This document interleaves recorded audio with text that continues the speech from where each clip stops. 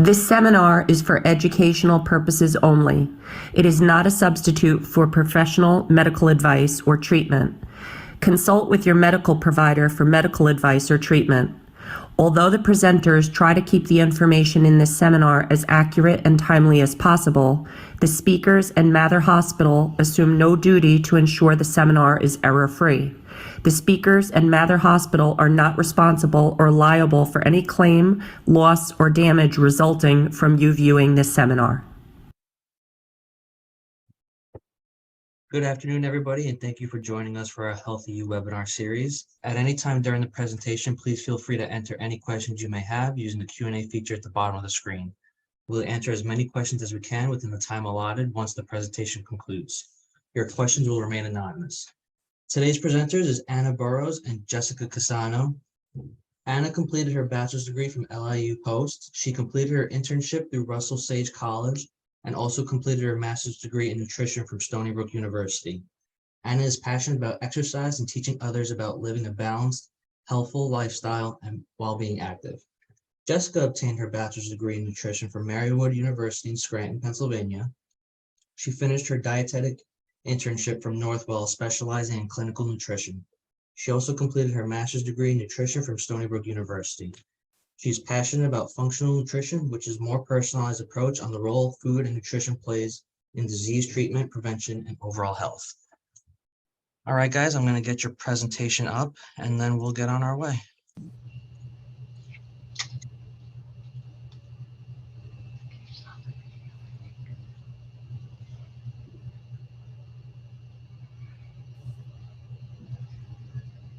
All right, guys, the floor is yours.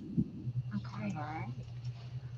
Okay, thank you so much. As Jonathan said, my name is Anna Burrows, and I'm working with Jessica Casano today, and we hope to give you a great presentation on nutrition and lifestyle for cancer prevention.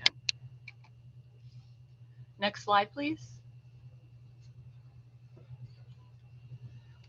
Okay, so the point of this presentation is to be aware of what small changes you can make for a healthier you. Small changes make a big difference in your overall health and wellness. Diet and lifestyle changes are important for overall disease prevention, specifically cancer.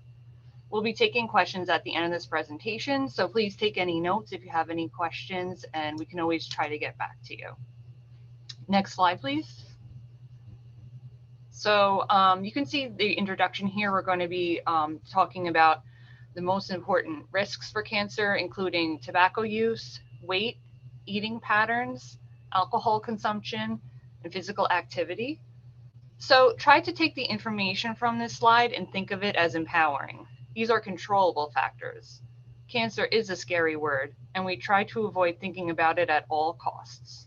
Instead, flip the script and think of modifying your life to live. Don't you want to be the most energetic, best version of yourself? Information in this presentation will help you avoid cancer as well as improve other aspects of your life.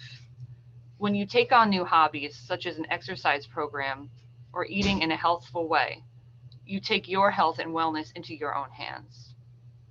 Next slide, please.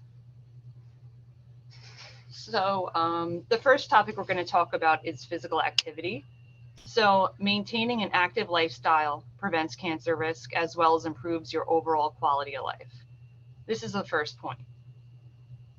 So why do we want to exercise? To go over some of these points as mentioned here, physical activity has been linked to lower risks of cancer, including colon, which has the strongest link, breast, endometrial, bladder, esophagus, and you can read on. You want to try to achieve a healthy body weight and avoid weight gain in your adulthood, because this also helps reduce the risk of cancer. There's some studies that do show a link between weight loss and lower risk of some cancer types, specifically breast cancer after menopause and endometrial cancer. And it does show that excess body weight is responsible for 11% of cancers in women, 5% of cancers in men in the United States. So let's try to get moving. Being overweight or obese is largely due to taking in too many calories from food and beverages and moving too little, not enough exercise. However, you may have a condition that affects your ability to exercise and can change your metabolism and play a factor in this. If you are unable to participate in traditional forms of exercise due to mobility and/or other health issues, please speak to your healthcare provider about alternative options such as swimming or starting a physical therapy program to learn how to exercise properly. Next slide, please. So we're going to go over the physical activity guidelines. There's a lot of numbers here, but we're going to go through some examples in the next couple of slides to kind of break it down for you. Adults should get between 150 to 300 minutes of moderate exercise, I'll review some examples, per week, or 75 to 150 minutes of vigorous intensity exercise each week. You can do a combination of both. So this may look like an example of doing a moderate paced exercise would be walking 45 minutes a day, being able to carry a conversation. So kind of a conversation paced walk. If you're very busy during your day, you can try to take a walk on your lunch break if you work. You can break it up into 10-minute intervals. So maybe 10 minutes after lunch, 10 minutes in the afternoon, and maybe 20 minutes after dinner. So this is a good way to relieve stress, to get away from your desk and get some fresh air, weather permitting. Next slide, please. So as mentioned in the previous slide, here is a chart going over your moderate intensity exercise and your vigorous. So some moderate was walking as described, dancing, biking. For sports, you could do golf, football, softball, baseball, volleyball. Home activities include mowing the lawn, yard work, and gardening. You can also have really good, produce good produce in your yard. So another good side effect of gardening. For your vigorous exercise, jogging, running, weight training, soccer, basketball, and then carpentry, which I wish that was one of my hobbies. So when combining different types of activity, 1 minute of vigorous activity can take the place of 2 minutes of moderate activity. So an example of this would be Monday through Friday, you're going to do that 40, 45-minute moderately intense walk where you're able to carry your conversation. And then on the weekend, Saturday and Sunday, you're going to go for about a 20-minute jog on both days. So that's a good way to fit in your moderate and vigorous exercise. So exercise should be fun and sustainable. You don't have to become a marathon runner in order to reap the benefits of your physical activity. Make it something enjoyable for you so that it can be sustainable to fit your lifestyle and your lifespan. Like we said, this could be dancing, hiking, rowing. If you're first starting out on a physical activity program, we recommend starting on the lower levels since it still provides a benefit and you want to work your way up to this. So just because you can't do the 45 minutes, make it 20 minutes, make it 15 minutes, just try to fit this into your day somehow. And also, before starting any physical activity program, it's recommended to consult with your physician before doing so. Next slide, please. And here I have a list of 10 tips to increase your activity. So some of them we may be already doing, using the stairs rather than the elevator at work or at the store. If you can walk or bike to your destination, that would be a great way to increase your activity. As we said before, walk or exercise on your lunch break. Take a walk between tasks at home or work. So every 20 minutes or so, you can get up, kind of do a little lap around. Joining a sports team, such as volleyball.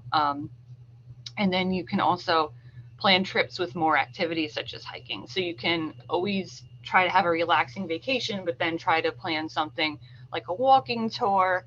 Even if it's a walking food tour, it still counts. So you could do something like that. Use a treadmill or a bicycle while you're watching TV. Kind of makes the time go by faster. Play with your kids outside, wear a pedometer, or join a fitness challenge. I also mentioned you can do push-ups or crunches during commercial breaks, or adopt a dog to walk more and save a pet. Next slide, please. So this is the last slide on physical activity, and it was just a new study that came up speaking about strength training and cancer prevention. So there's a lot of new exciting information about lifting weights and avoiding cancer. It has actually been shown to reduce cancer risk by 31% in a study done with 80,000 participants. And this improves overall health in cancer survivors as well. So not only in avoiding cancer, but in improving quality of life in patients that do have cancer. The reason why is because strength training doesn't increase your muscle mass. That's very important for our aging population, and that does lower the hormones, estrogen and insulin, that are related to cancer development and progression. Muscle is also an anti-inflammatory considered organ on our body, whereas fat is considered an inflammatory organ on our body, which does produce inflammatory markers that are developed, that do show to develop cancer. Please ask your healthcare provider before starting an exercise program. And if you are unfamiliar with weight training, a couple local gyms, there's a couple gyms such as, say, Planet Fitness, which is $10 a month, and they offer introductory programs with trainers. They do have apps on their phone, so you can always, look up how to do the exercise. There's no reason to be intimidated. And then you can also get involved with an online coach or home trainers. So want to hand the floor over to Jessica right now, and we'll do our next topic. So next slide, please. Thanks, Anna. Okay, yeah, so I'm going to switch gears now a little bit and talk about the role alcohol and tobacco play in cancer risk as well as prevention. So just some statistics to start off. An estimated 6% of cancer cases can be attributed to alcohol consumption, including all these listed on the slide here. For the sake of time, I'm not going to read through all of them, just something to take note of. So why does cancer risk increase with alcohol volume? There's actually a couple of reasons why. After we drink alcohol, it's metabolized by our body and it degrades into chemicals that could bind to our DNA. And this can eventually result in mutations that can potentially cause cancer. Alcohol has also been shown to increase hormones linked to certain types of breast cancer. So that's another way it could increase our risk. And then in addition to the carcinogenic or the cancer-causing effects of drinking alcohol itself, contaminants can also be introduced during alcohol beverage production. For example, like asbestos fibers or phenols, which are used in plastic production. I'm not going to harp on tobacco too much because I feel that it's widely known that smoking greatly increases our risk of cancer. But I do want to point out that alcohol consumption combined with tobacco increases this risk even further than drinking or smoking alone. So that's something just to be aware of. Next slide. So now that I probably scared everyone on how to, how alcohol can increase our cancer risk, what do we do about it? According to the American Cancer Society, the gold standard is to avoid alcohol completely. And while alcohol consumption is part of our, a big part of our culture in the US, I personally have seen a shift recently where it's becoming more popular to avoid alcohol, which I think is great. Celebrities have been coming out with healthy alcohol alternatives and that are not only alcohol free, but promote some sort of health benefit as well. I listed some examples here if anyone is interested. The first one, Betty Buzz, which you could see a picture of in the bottom left-hand corner of this slide, is actually a company started by Blake Lively, the actress. They make a variety of flavored tonic waters that you could use to make spritzers. The next one on this list is called DeSoy, which a picture can be seen in the top right-hand corner of the slide. And this company is backed by Katy Perry, the singer, and sells non-alcoholic wines and aperitifs. Next, I have Seedlip, which is a non-alcohol gin, and Three Spirit, which is advertised as a botanical blend. The list really does go on, and there's tons of recipes online now that you could find to make fun cocktails that look exactly like a cocktail you would get out at a bar, but without the negative side effects. As I mentioned earlier, some of these products even contain health-promoting ingredients. So some of these I listed on the slide for you, which include antioxidants, prebiotics, probiotics, and adaptogens. Adaptogens, I just want to mention in particular because I find them interesting personally because they've been shown to help the body adapt to stress. They exert a normalizing effect upon bodily processes. And some more well-known examples are ginseng, ashwagandha, and rhodiola. One thing I do want to say, though, just check with your doctor before introducing of these because some do interact with medications. Next slide, please. Okay. So I know I just went over some ways to abstain from alcohol. And while that's the gold standard according to the American Cancer Society, I also know that many of us enjoy a drink once in a while. So what are the recommendations if we are choosing to drink? According to the American Cancer Society, drinks should be limited to no more than 1 drink per day for women and 2 drinks per day for men. And if you're curious what an example of a drink looks like, I placed some up on the slide to your right. So no glass of wine doesn't mean as much as you can fit into your glass. And no, this doesn't mean that you could save up all your drinks all week to, drink a bunch or binge drink on the weekends.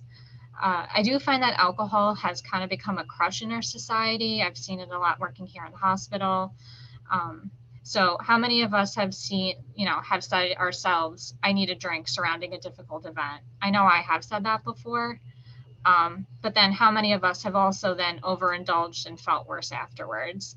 So substituting alcohol with healthier coping mechanisms such as physical activity, Anna touched on that a lot earlier in the presentation, or introducing other hobbies could be really beneficial in improving mental and overall health. So lastly, before moving on to nutrition and diet, turning it back over to Anna, I wanted to touch on red wine because this is a question I get a lot. Red wine contains a polyphenol or a powerful antioxidant known as resveratrol, which is found in the skin of grapes, cranberries, and blueberries. This compound has been thought to reduce cancer risk, but from the research that I've looked at and also some statements by the American Cancer Society, a lot of this has appeared mostly in the lab and not in many human studies. And some researchers say that while red wine does not contain enough resveratrol to be effective. So while other research has shown that red wine may lower risk of colon and prostate cancer, so on the flip side, some say that it can lower risk of cancer. Others say it's in the lab. That more research. Jury's still out on that. But it is possible. Some researchers say that it is possible that this lowered risk may be due to other compounds in red wine in addition to that, antioxidant. So if you are choosing to drink, red wine may be a better option, but just keep in mind it doesn't outweigh the negative effects of excessive alcohol intake. Okay, next slide. Okay. So I'm going to take the floor back. So one of the most important factors in preventing cancer is your diet. This is, so to speak, the meat and potatoes of the presentation. This doesn't necessarily mean following a low-calorie, ketogenic diet, unless that's something that you are prescribed by your doctor and it is helping you to overall achieve a healthy way of life, but a healthy diet that promotes your well-being, good energy, and an appropriate health weight range. So just to sum it up, that doesn't mean following a low-calorie diet at all. So a healthy pattern includes vegetables, fruits, and whole grains, and it is best to avoid red and processed meats. We're going to go over specifically what that is, and sugar-sweetened beverages and refined grains. As you can see here on the left-hand side, this is just a great example of your whole grains. So that includes millet, wheat, couscous, basmati, barley, brown rice, oats. You're definitely going to want to try to choose these. So we just wanted to give a visual example of what that would be. Next slide, please. Okay, so we're going to start off in diet and cancer prevention with your fruits and vegetables. So that includes your dark green vegetables, such as kale, spinach, and romaine lettuce, orange vegetables, which include carrots, peppers, and sweet potatoes, cruciferous vegetables, which include broccoli, bok choy, cauliflower, Brussels sprouts, soy products, which include nuts and seeds. Jessica's going to talk about soy later, so just wait for that. Legumes, which includes lentils, beans, peas, edamame, peanuts, tomato products, and garlic and onion. Fruits, I'm sure we all enjoy fruits as a dessert, a nice snack between your meals. Fruits, I find people have less of a hard time eating than vegetables. They're just a little bit easier. They're less prepared. You don't really have to prepare them as much. So they include all berries, watermelon, and watermelon contains lycopene, which is proven to reduce the risk of prostate cancer. Lycopene is also in tomatoes, and that's what gives them their red coloring. Other fruits include oranges, bananas, apples, mangoes, pineapple, etc. So the serving size, you want to aim for 2.5 to 3 cups of vegetables, kind of minimum almost. You want to try to make half of your plate vegetables for lunch and dinner. If you can get vegetables in at breakfast, that would be great too. People are really starting to find out that vegetables can be included in omelets, other items in the day. People are getting very creative online with recipes, so you can definitely try to include vegetables in all 3 meals of your day.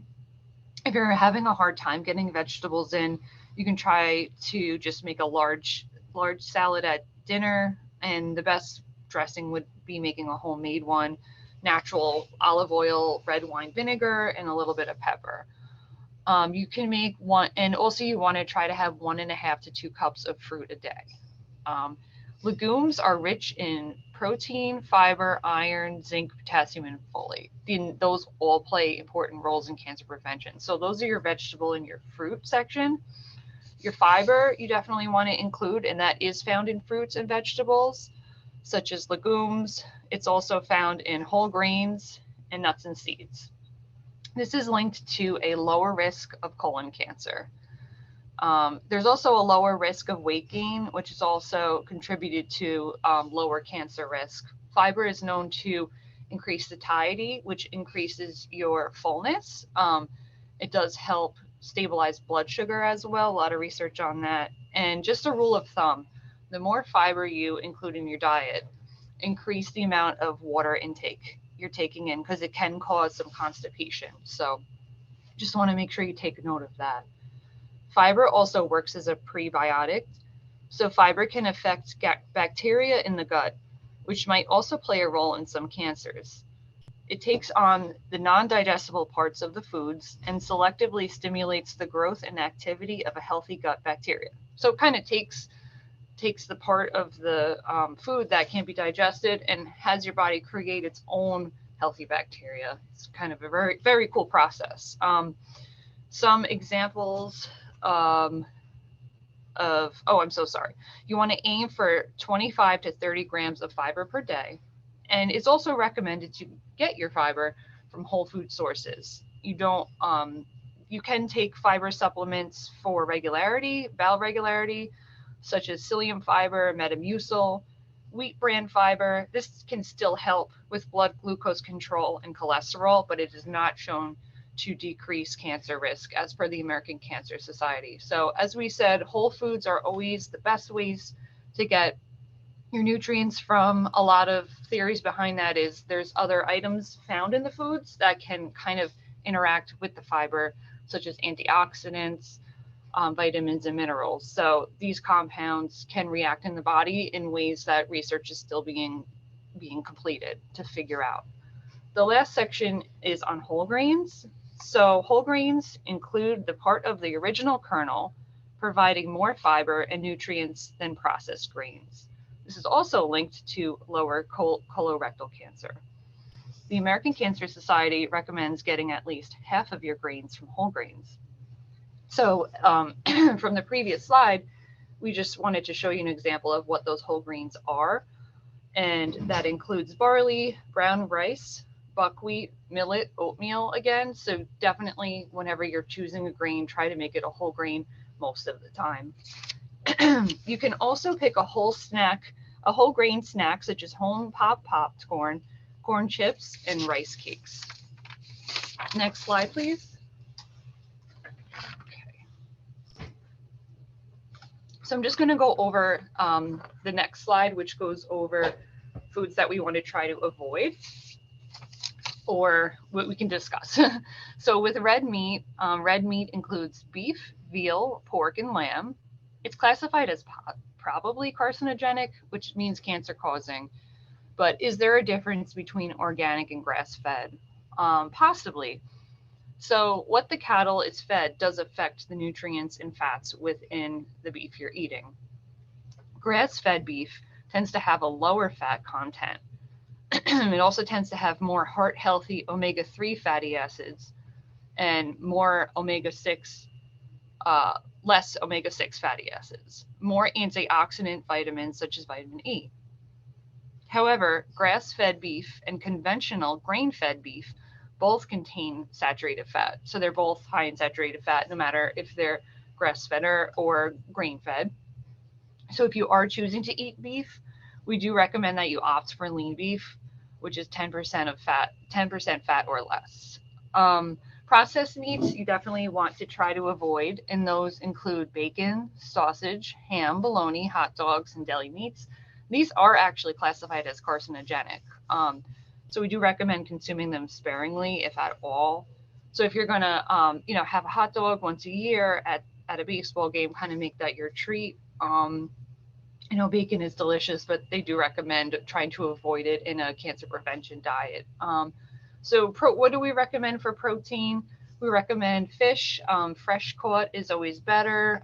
Poultry, lean poultry, beans, and then opt for the lean beef if you're going to have beef. So the processed foods we want to try to avoid shows that 60% of the calories in the United States are from processed foods. And those include our grain-based desserts, so our cakes or cookies. You can go down any aisle in the grocery store and find these items. Candy, sweetened beverages, and those ready-to-eat heat foods. So we see those all the time. I'm trying to think of the name of those foods, but we grew up with those. TV dinners that looks delicious, but yeah, lean cuisines and stuff like that. And you can just see the list goes on and on of the ingredient list. So wanted to mention that the longer the ingredient list, the more processed it is, unfortunately. Highly processed foods are also higher in ingredients that do cause cancer, such as fat, added sugars, refined grains, and sodium. So sodium's very high in a lot of these foods. The more salt that's in an item, the more shelf life it has, because it kind of keeps it from putrefying. So definitely want to watch out for the long ingredient lists and the high sodium foods. So then lastly, we want to avoid our added sugars. So we mentioned that's in our high calorie sweeteners, so high fructose corn syrup. That's an inexpensive way to add sugar to basically everything today. Even items that you wouldn't find to be sweet have high fructose corn syrup in them. Your sugar sweetened beverages, so your sodas, there's really no reason to have those in our diet unless it's your once in a while treat, but we just recommend just cutting it out completely. Energy dense foods, so sweets, desserts, cupcakes, cookies, everything like that. So that's definitely associated with the risk of weight gain, which may increase cancer risk. These foods also do not help with satiety. So you're not really going to feel full after you eat these foods. You're kind of just going to feel exhausted and weighed down. And then in 2 hours, want to eat some more. So it's not really working also to regulate our blood sugar, which comes hand in hand with preventing cancer. So what do we recommend? Limiting your calories from added sugars to less than 10% of your total calories. How do you count that up? I would just say avoid all added sugar altogether, and you're still going to probably find it sneaking into your food. And once in a while, you can treat yourself. I know the holidays are coming up, so we are entitled to enjoy, once in a year. So I'm going to hand the floor back over to Jessica. Thank you. Thanks, Anna. Okay, so kind of switching gear from food, I'm just going to touch on dietary supplements and cancer prevention a little bit. While there is a place for supplements, vitamins, and minerals, there is limited evidence that dietary supplements can reduce cancer risk, according to the American Cancer Society. Supplements can be used for other conditions or gaps in our diets, but they don't make up for an unhealthy diet altogether. It's really important to try to get most vitamins, minerals, and antioxidants from whole foods over supplements. Another important thing to point out is that dietary supplements are not FDA regulated. So what's advertised on the bottle may not necessarily be what's in the product. So if you're choosing to take a supplement, I typically recommend choosing one that's third-party tested. So what does that mean? It's a company that looks into and tests these products to make sure what's being advertised is in there. I personally use a website called LabDoor, and they do ratings and reviews of supplements for purity and label accuracy. So that's just a good way to kind of vet out your products. But one vitamin in particular I do want to discuss today is vitamin D.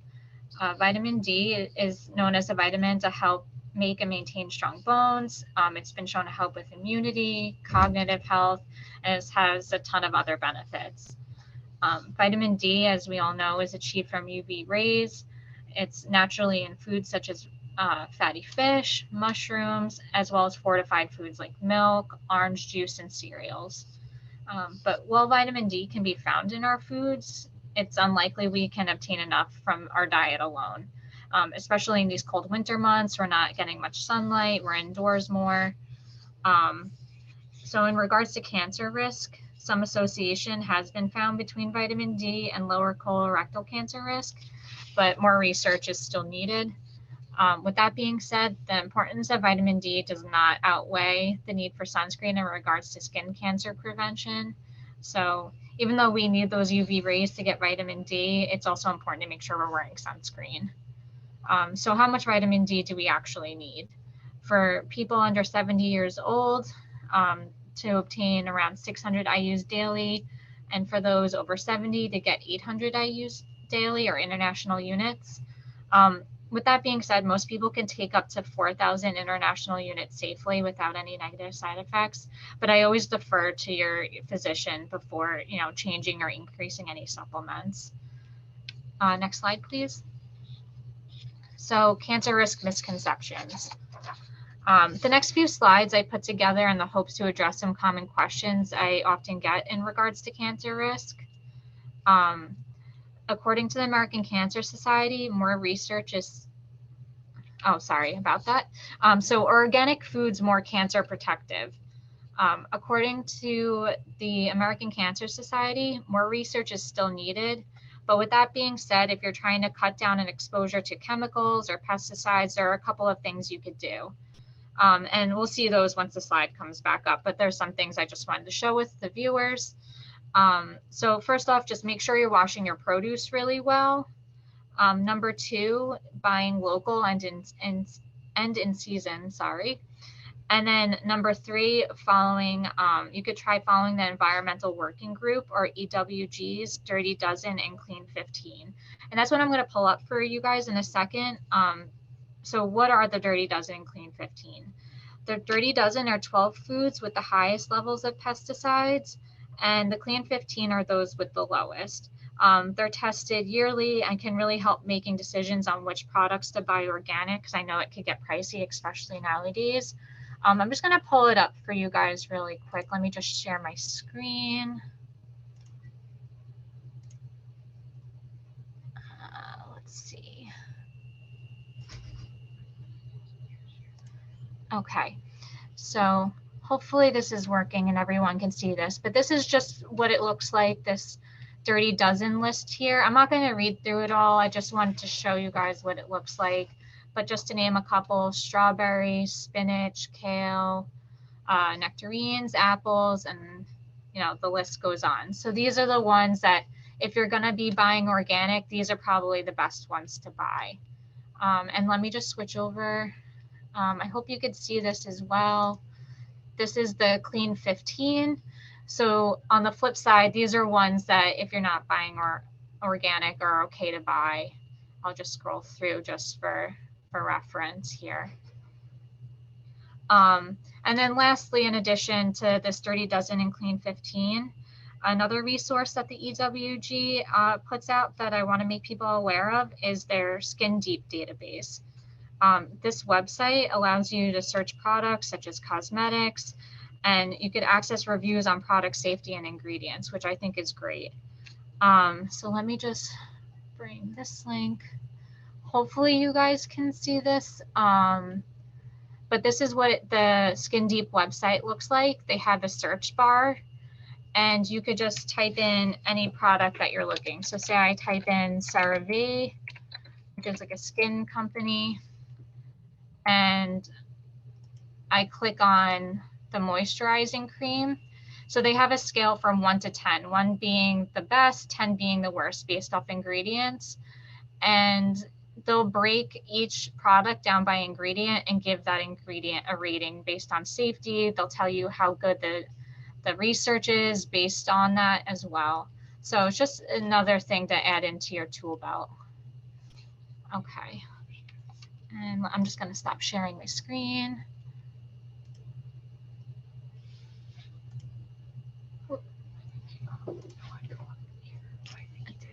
Okay. All right. So moving on from organic foods and the Clean 15, the next question I get often is on soy.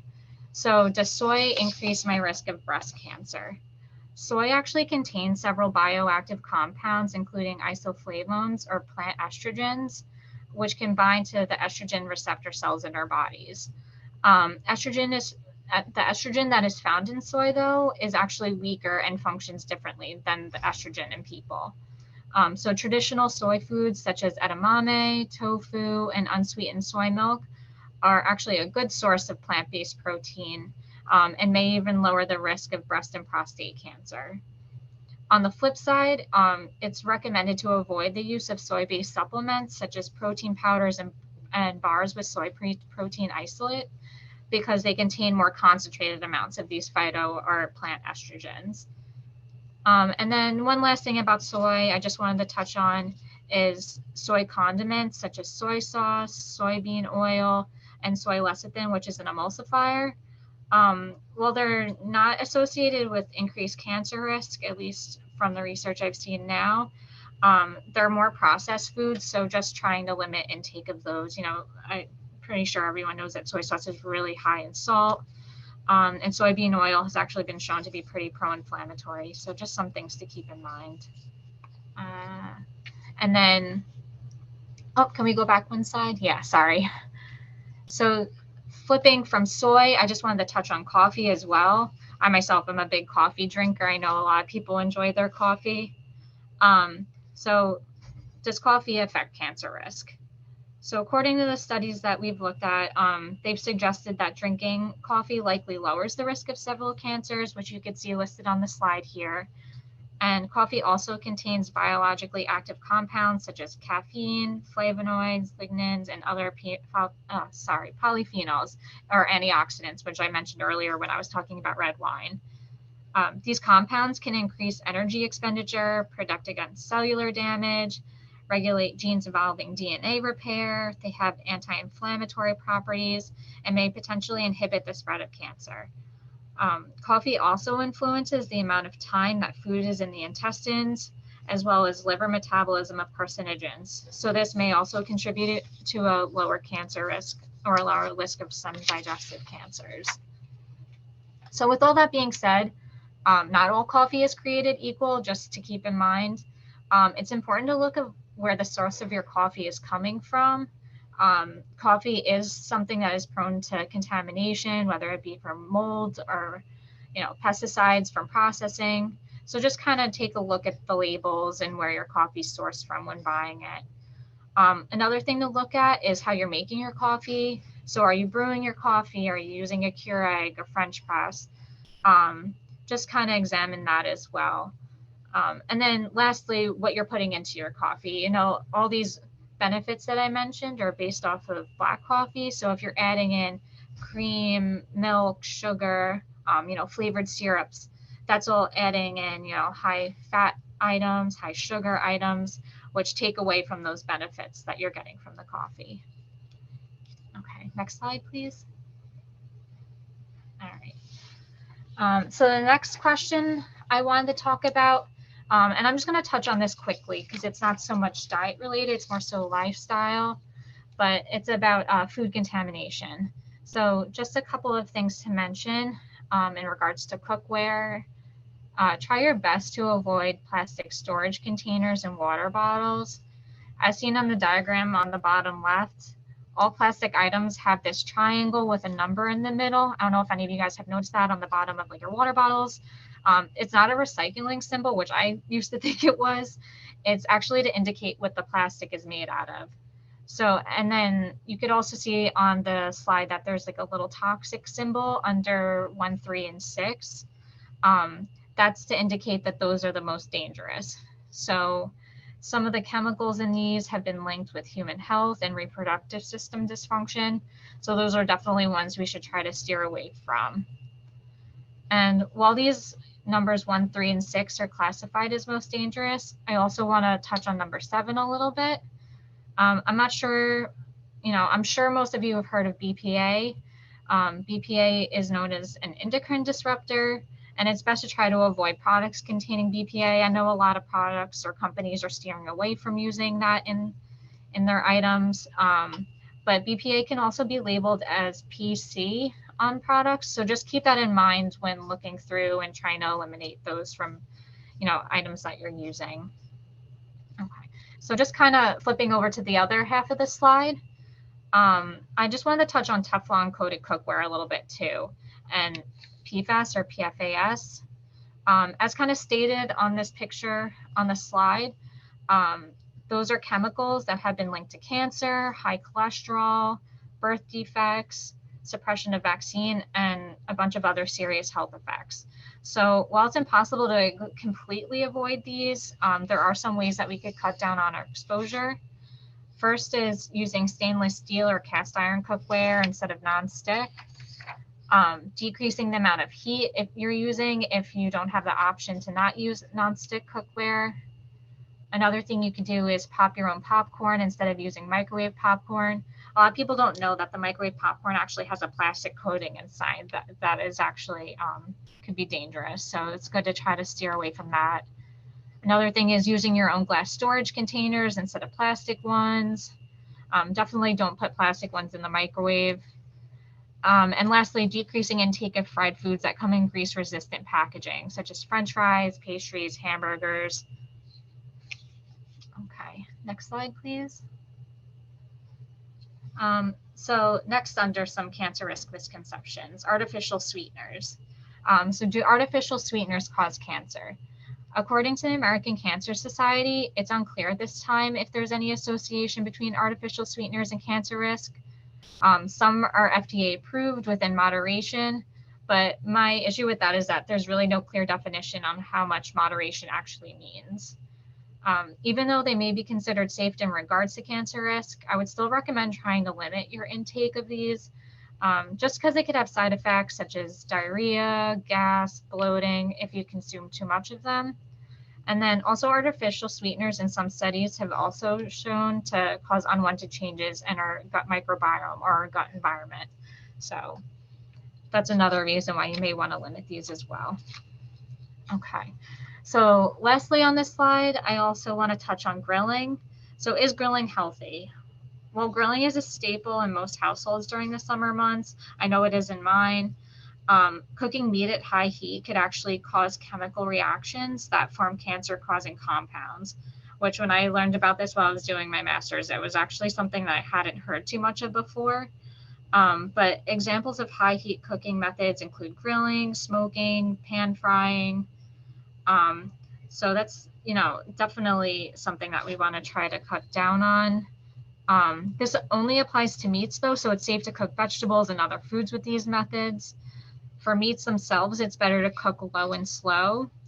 But if you are grilling, try to avoid charring meat and stick to leaner and less processed protein options.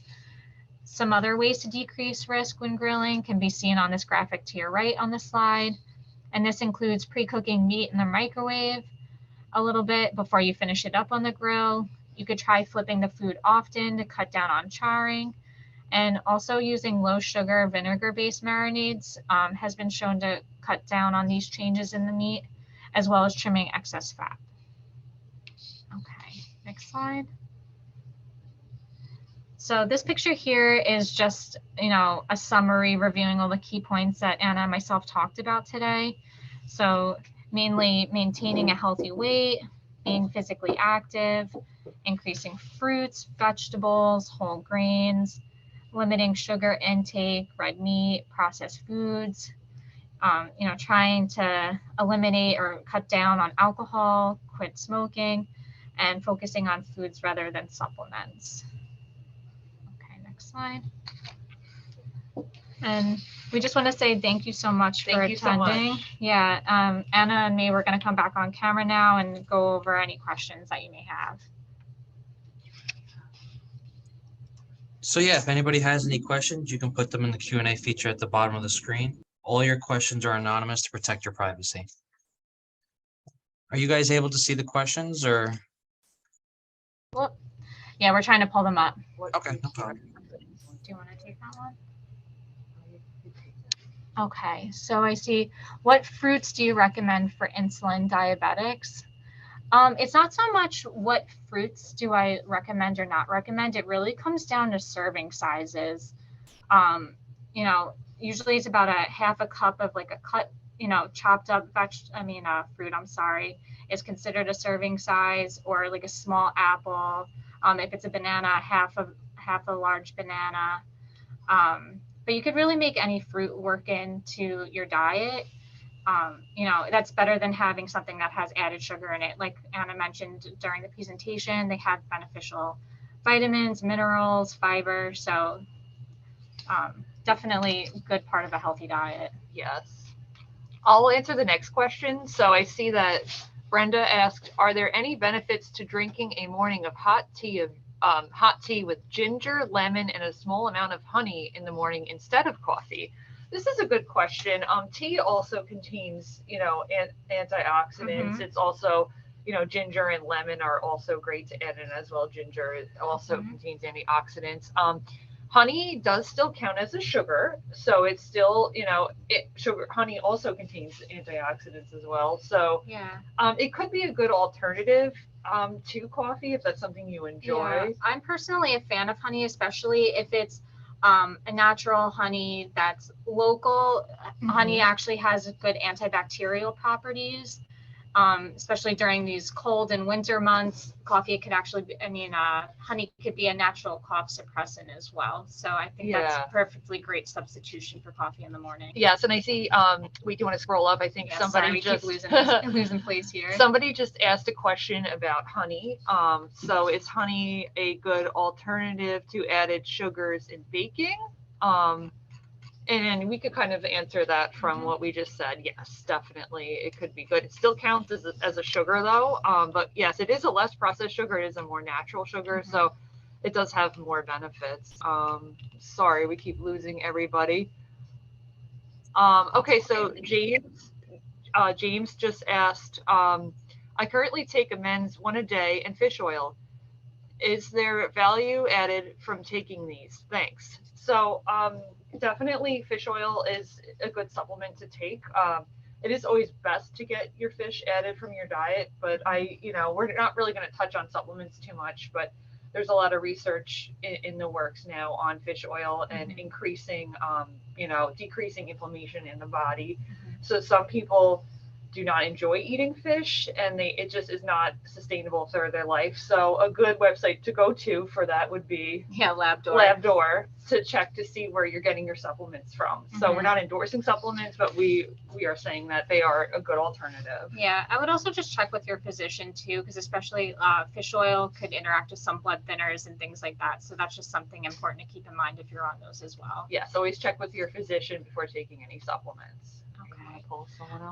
So the next question I see here is, what is your opinion on those vegan sausages and burgers? So if you're vegan and that's something that you're looking to, because you want to, it's summertime, you want a burger or sausage or something like that, that's okay once in a while thing to have, but comparing that to traditional burgers and sausages, it's still considered a processed food. They still have a lot of fillers in them. They're pretty high in salt. So while it may not have maybe as much saturated fat as, a traditional burger or sausage, it's still not considered a health food in my opinion. I see Tom asked, are there any materials that summarize this? I'm sure we could come up with something, or we can make the presentation available. Yeah, are we able to send the afterwards. presentation out, Yeah, Jonathan? if we could. Yeah, send it just out. so everybody's aware, the presentation will be sent once Okay, great. we're done here. Beautiful. And I'm sure there's some kind of a summary we can come up with too, you know. So we could get some materials to you if we have your email. That would be fine. Mhm. Okay. So Kevin asked, is it correct to say that when you grill seafood and vegetables that they don't generate those carcinogenic and sorry. We keep losing it. Yeah, we lost you. Heterocyclic amines. Oh wow, that was a mouthful. Yeah, so seafood, because it's lower in that fat, you know, compared to like beef or pork, is safer. And then vegetables, yeah, those don't produce those carcinogenic compounds either. So that's completely okay to have. Yeah. And Jessica, you did mention the other day that a good way you can still grill, but you can do the baking and then you can finish off the meat on the grill. So that's a good way to kind of get the grill taste, but the less carcinogenic effects. I liked that. That was Exactly. good. I have a question here. Can you eat soy if you have breast cancer? So kind of staying in line with what I mentioned earlier in the presentation, if they're natural sources of soy, I feel that it's a good, you know, low saturated fat, good quality protein to have in your diet. I know a lot of people feel uncomfortable with that sometimes. So also, you know, eat soy or put it in your diet to your comfort level, but it's really just staying away from those processed soy products that I would recommend. But the edamame, you know, some of the, what is it, like tofu, you know, those are completely okay to have in your diet. Yeah, I know. And do we hit everyone? Oh yeah, so not charcoal. Yeah, so charcoal. Yeah, definitely. Just want to scroll up. I think maybe we missed somebody in the middle. Okay. We answered that. Okay. If anyone has any other questions. Yeah, a lot of people asking questions if they could get copies of the slides. Yeah, so we'll definitely have that, and we appreciate. And yes, definitely best not to char. Absolutely, and adding sweet sauces to the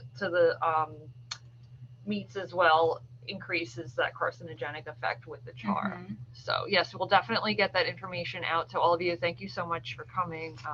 Yeah, I think that's everybody. Oh, wait, here we go. We got a new one that came in. Will 1 to 2 glasses of red wine per week meaningfully increase cancer risk? I don't think per week.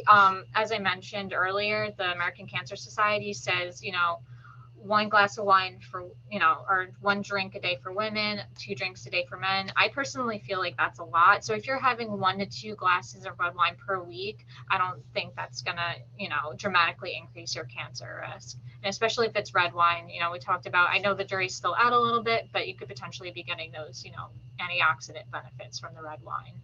Absolutely. Good questions. Yeah, I think that's everyone. Yeah. All right, perfect. Well, I just wanted to thank you both so much for your presentation. If you have any additional questions, you can email them off to matherhospital@northwell.edu. Once you exit the webinar, you will see a link to complete a brief survey. If you could please complete the survey, your feedback is extremely important and helps us plan future programs. If you're interested in any previous HealthyU webinars that we've done, you can visit them at www.matherhospital.org/HealthyU. Well, thank you both again, and I hope everybody has a great day and great holidays. All right. You as well. Thank you all. Thanks Bye. again. Take care.